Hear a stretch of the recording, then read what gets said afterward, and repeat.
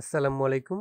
তো আমাদের ১২টি ক্লাসের মধ্যে আজকে হচ্ছে ৪ নম্বর ক্লাস, যেখানে আমরা ইফেক্টিভ আউটরিচ এবং একটা ক্লায়েন্টের ডিল কিভাবে ক্লোজ করব এই বিষয়টা আমরা আলোচনা করব।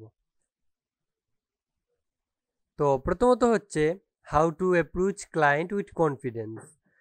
আপনি ক্লায়েন্টকে সার্ভিস অফার করতেছেন, সুতরাং আপনি ক্লায়েন্টের সাথে এমনভাবে কথা বলতে হবে যাতে ক্লায়েন্ট আপনার কথায় মোটিভেশন পায় আপনাকে কাজ দেওয়ার জন্য।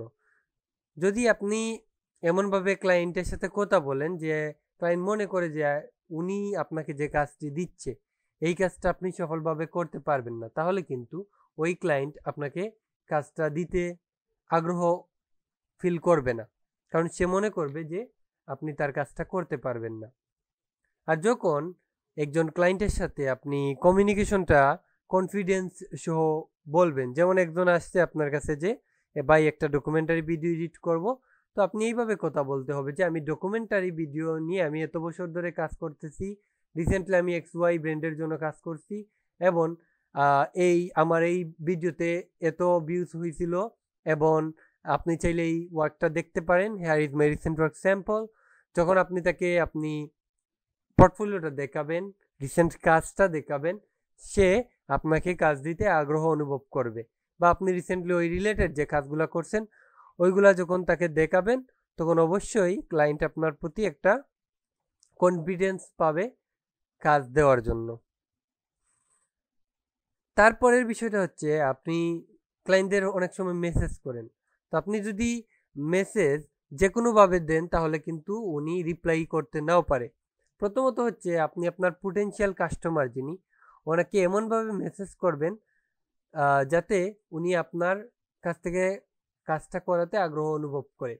যে এটা কিভাবে আমি একটু আপনাকে বুঝিয়ে বলি। ধরেন আপনি সার্ভিস দিবেন একটা প্রমোশনাল এডস ভিডিওর, তো এটার জন্য আপনি ক্লায়েন্টের সাথে কিভাবে আলোচনা করবেন। প্রথমত হচ্ছে আপনি তো যে কোনোভাবে হলে ক্লায়েন্টের নাম্বারটা পাইছেন। ফর এক্সাম্পল ধরেন তার একটা পেজ আছে ক্লুথিন ব্র্যান্ড, যেখানে সে টি শার্ট সেল করে অথবা সে ধরেন ব্যাগ সেল করে। তো আপনি বলতে পারেন যে আমি আপনার ফেসবুকের পেজে আপনার নাম্বারটা পেয়েছি এবং আমি দেখলাম আপনার পেজে এত বেশি লাইক ফলোয়ার্স নাই, ইভেন আপনি যে এই কন্টেন্টগুলো তৈরি করতেছেন ওইগুলো এতটা প্রফেশনাল না। তো আমি আপনার বিজনেসকে স্কেল করার জন্য আমি XY সলিউশন দিতে পারবো, এবং কিছু স্ক্রিনশট দিবেন কাস্টমারের যে আপনার এই এই সমস্যাগুলো আমি ফাইন্ড করছি, যে আপনার আমি জেট সলিউশনের মাধ্যমে আমি আপনাকে এটার সলিউশন দিতে পারবো। এবং আপনি যেহেতু ব্যাক সেল করতেছেন, তো আপনার যদি একটা প্রমোশনাল এডস ভিডিও আপনি তৈরি করে দেই কোন একজন মডেল প্রেজেন্টারকে দিয়ে, এটা আপনার নর্মাল একটা পোস্টার থেকে বা ছবি থেকে ভালো রেজাল্ট নিয়ে আসবে।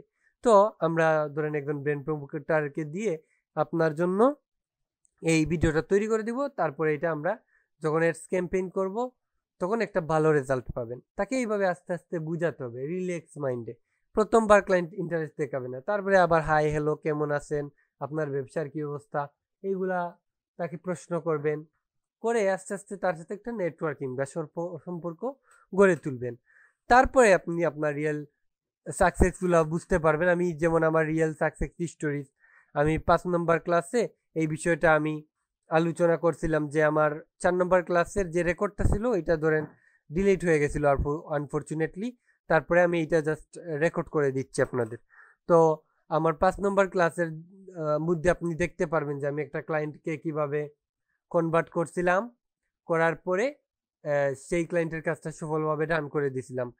এতে আপনি ক্লায়েন্টের সাথে ডাইরেক্ট কিভাবে কথা বলছিলাম এই বিষয়টাও আপনি দেখতে পারবেন।